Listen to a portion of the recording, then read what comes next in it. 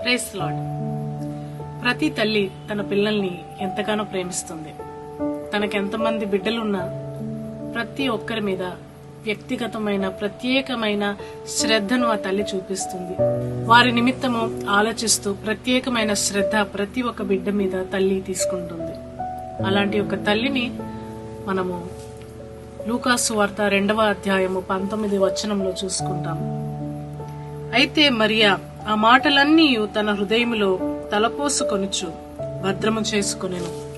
ప్రవక్త ద్వారా తను తెలుసుకున్న మాట, దేవదూతల ద్వారా వినిన మాట, అలాగే ఎన్నో సందర్భాల్లో మరియా ఆ మాటలన్నీ తన హృదయంలో తలపోసుకొనుచు భద్రం చేసుకొనెను అని రాయబడి ఉన్నది. తల్లి తన బిడ్డల నిమిత్తము ప్రతిదీ ఆలోచిస్తూ ఉంటుంది, తన హృదయంలో తలుస్తూ ఉంటుంది. అందుకే దేవుని వాక్యంలో రాయబడి ఉన్నది యెషయా గ్రంథంలో, ఒకని తల్లి వానిని ఆదరించినట్లు నేను నిన్ను ఆదరించెదను అని దేవుని వాక్యం సెలవిస్తుంది. దేవుడు మనతో తల్లిలా ఆదరిస్తాను, ప్రేమిస్తాను అని వాగ్దానం చేసి ఉన్నారు. తల్లి ఏ విధంగా తన పిల్లల పట్ల ప్రత్యేకమైన శ్రద్ధ చూపుతుందో మన దేవుడు కూడా మన జీవితం యొక్క ప్రతి చిన్న అంశము పట్ల శ్రద్ధ కలిగి మనల్ని ప్రేమిస్తున్నారు.